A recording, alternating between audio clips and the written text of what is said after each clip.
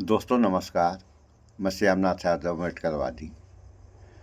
अभी एक social media पर समाचार चल रहा है कि हाई कोर्ट के एक जज साहब हैं जिनका नाम है शेखर यादव।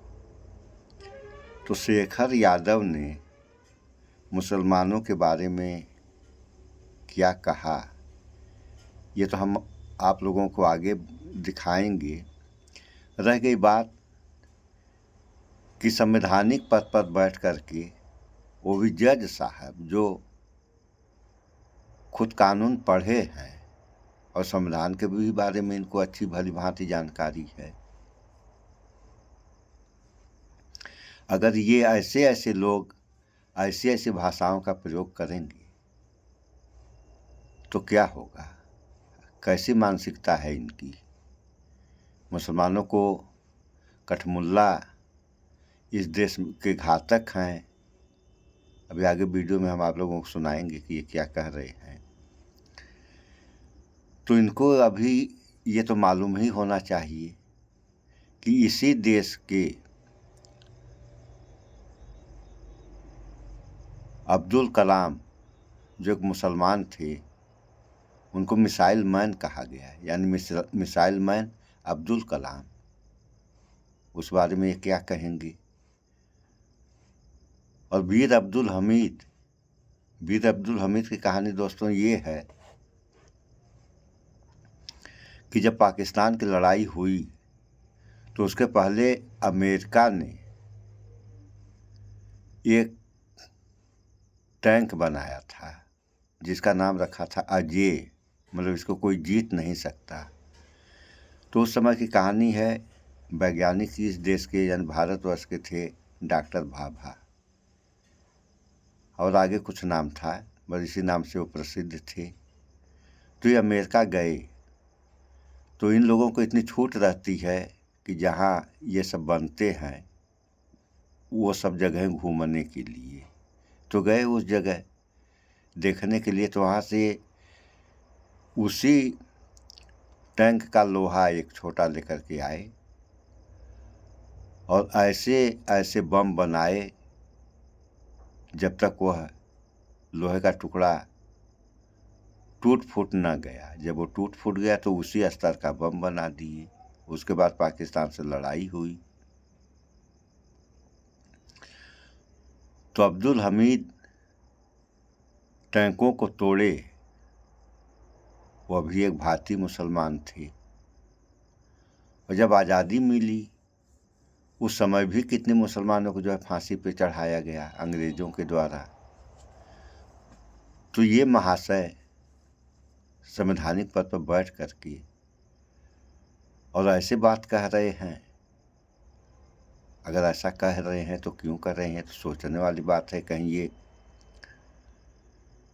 जिसको विक्षिप्त मानसिकता कहा जाता है यानी पागलपन के शिकार तो नहीं हो गए हैं?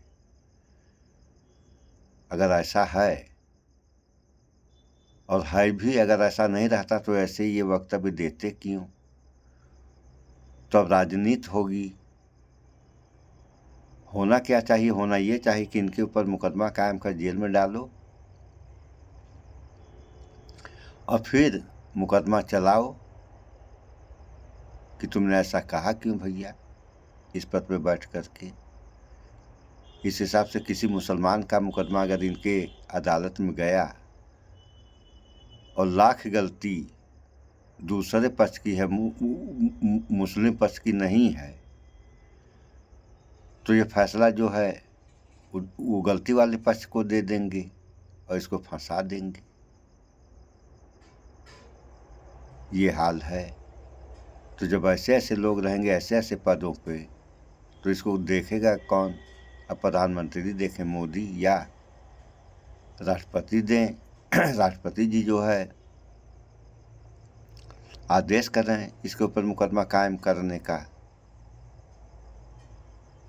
तो देखने वाला तो कोई होगा ही इनसे ऊपर। तो देखे या देखना क्या है, जवाब दे किसने जो कहा, क्या कहा, सही कहा या गलत कहा। तो इस बारे में थोड़ा सा आप लोग वीडियो में देख लें। अगर मुसलमान हो तो इनकी केस में जब उसका केस इनकी अदालत में जब उसका केस जाता होगा तो ये क्या उसमें फैसला सुनाते होंगे, आप अंदाजा लगा सकते हैं। सोचिए जरा, इस देश में मुसलमानों की हालत क्या से क्या बनाने की कोशिश की जा रही है। जज साहब कह रहे हैं लेकिन जो कठमुल्ला शब्द है, शब्द गलत है लेकिन कहने में गुरेज नहीं है, क्योंकि वो देश के लिए घातक है, भिड़ाने वाले लोग हैं, जनता को भड़काने वाले लोग हैं, देश आगे न बढ़े इस प्रकार के लोग हैं, उनसे सावधान रहने की जरूरत है। लेकिन जो कठमुल्ला है, जिसे कह दीजिए आप, शब्द गलत है लेकिन कहने में गुरेज नहीं है, क्योंकि वो देश के लिए घातक है, बिगाड़ने वाले लोग हैं, जनता को भड़काने वाले लोग हैं, देश आगे न बढ़े इस प्रकार के लोग हैं, उनसे सावधान रहने की जरूरत है। इलाहाबाद हाईकोर्ट के ये जज शेखर कुमार यादव, कायदे से इनके खिलाफ राष्ट्रपति को या सीजीआई को कम से कम एक्शन लेना चाहिए, क्योंकि ऐसे जज कल को सुप्रीम कोर्ट भी पहुंच जाएंगे और सुप्रीम कोर्ट में बैठ करके भी वहां पर जो है फैसले देंगे। अभी इलाहाबाद हाईकोर्ट के अंदर फैसले दे रहे हैं। ये जज के कई और पुराने बयान हैं, गाय को लेकर के भी कई विवादित जो है इन्होंने बात कही थी, आगे मैं आपको बताऊंगा। यह हिंदुस्तान है, बहुमत की इच्छा से चलेगा देश, इलाहाबाद हाईकोर्ट के जज का विवादित बयान है। ये विश्व हिंदू परिषद के कार्यक्रम में शामिल हुए थे, जहां पर समान नागरिक संहिता यानी यूसीसी पर बोलते हुए इन्होंने ये बयान दिया है। मतलब इनके हिसाब से देश अब और सिर्फ बहुसंख्यकवाद पर चलेगा। मतलब जहां पर जिसकी मेजोरिटी होगी उसकी बोलबाला होगा और माइनॉरिटी को कोई नहीं पूछेगा। इनके हिसाब से तो फिर कल को जम्मू कश्मीर में मुस्लिम अगर मेजोरिटी में है, क्या करेंगे वहां पर आप? ये जम्मू कश्मीर को आप भारत के अंदर रखना चाहते हैं या भारत के से तोड़ना चाहते हैं? आप नॉर्थ ईस्ट में चले जाइए, आप साउथ में चले जाइए, कई ऐसे तबके हैं, कई ऐसे क्षेत्र हैं जहां पर मुस्लिम जो है वो मेजोरिटी में है, कहीं कहीं पर ईसाई मेजोरिटी में है, हिंदू तो केवल हिंदी पट्टी में यहां पर मेजोरिटी में है।